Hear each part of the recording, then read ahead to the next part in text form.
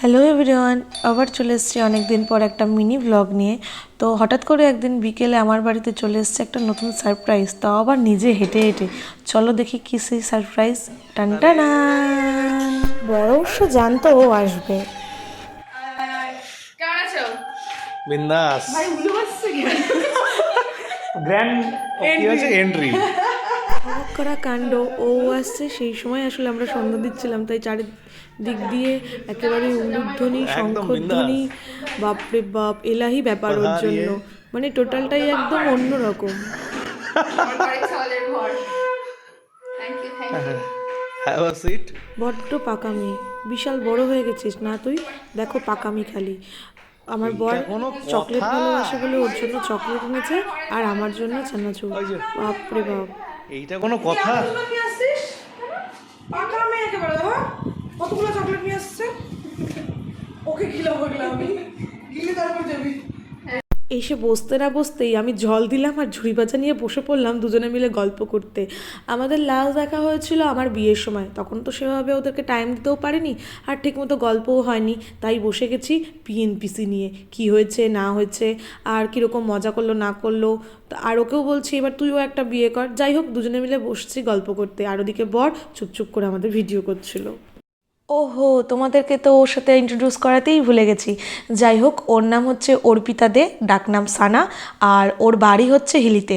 আমাদের বন্ধুত্ব শুরু হয় 2018-তে। ও প্রথম আসে রায়গঞ্জে কলেজের জন্য, ফার্স্ট ইয়ার আমাদের, এবং তখনই ওই প্রথম বাইরের কেউ যার সাথে আমি রুম শেয়ার করি। হ্যাঁ, ওই হচ্ছে আমার ফার্স্ট রুমমেট, আমার ঘরের ছাওয়াল। তো তারপর থেকেই 3টা বছর একসাথে থাকা, অনেক মান অভিমান, রাগারাগি, এবং হ্যাঁ, এই পৃথিবীতে এখনও অবধি ওই সে যার সাথে আমি সবচেয়ে বেশি ঝগড়া করেছি। কিন্তু দেখো, আজকে সম্পর্কটা অন্যরকম। আসল ব্যাপারটা কি বলতো, আমরা বড় হয়ে গেছি। এবারে অনেক গল্পের পর ও আসতে না আসতেই আমি ওকে কাজে লাগিয়ে দিয়েছি। এটা হচ্ছে চিলি চিকেন। বর আমাদের টিফিনের জন্য এসেছিল বাটার নান আর চিলি চিকেন। তুমি কি দেখছো? তুমি কিছু করো? চলো চলো, মানুষজন দেখুক আমিও কাজ পারি। হ্যাঁ, সানাও পারে। দেখো আমার বান্ধবী গাডার খাওয়াচ্ছে আমাকে। গাটা তো উঠে দেখাতে হবে, তো উঠে তুলে দেখাতে হবে। বাহ, ভেরি গুড কাজ করেছো। মানে বসা ক্লাসে কত কি খাইয়ে রাখছিল। উনি বাবারে গরম। আর দুটো থাকে তো। হ্যাঁ, নিয়ে চলো ওটা প্যাক করো। না না, রাখারাখি নাই। এই তো চলছে এখানে নাকি খাওয়ার নিয়ে এবার আমরা রুমে চলে এসেছি। তার দাবি ছিল তাকে কাকে খাইয়ে দিতে হবে, সেই মেসের মতো করে। মেসেও আমরা এরকমই করতাম, যখন যার শরীর খারাপ থাকতো বা যখন যার পরীক্ষা থাকতো, আমরা তখন খাইয়ে দিতাম, ও আমাকে খাইয়ে দিত। বেশ মানে সবাই সবার গার্জিয়ান ছিলাম। মানে কি বলবো, সত্যি এত ভালো দিনগুলো ছিল, মিস করি সত্যি। আমি আমার মেস লাইফটাকে খুব মিস করি। এবার এসছে মেন পর্ব, সবচেয়ে ভাইটাল পর্ব, ছবি তোলা পর্ব। আমার ঘরের ছাল থাকবে আর আমরা ছবি তুলবো না একসাথে, এটা কখনো হতে পারে? ওটা যে তুলতেই হবে। আমাদের ভিডিও করতে করতে আমার বডি ভ্লগ থেকে ছাড়া পড়ে গেছে, তাই এই ছবিগুলোও তোমাদের সাথে শেয়ার করলাম। বড্ড পছন্দের একটা ফ্রেম আমার। ছবি তুলতে আসছিল, ছবি তোলা গেছে, এখন বাড়ি চলে যাবে।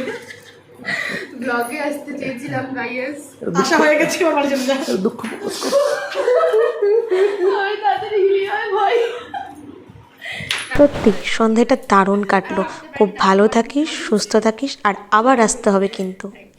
ও চলে যাওয়ার পর আর লাস্টের ভিডিওটা নেওয়া হয়নি। তারপর যখন রুমে এসে দেখলাম, ও বাবা, আমার জন্য সারপ্রাইজ, সারপ্রাইজের উপর সারপ্রাইজ, এইটা বরের তরফ থেকে। চলো খুলে দেখা যাক, তোমাদেরকেও দেখাই জিনিসটা।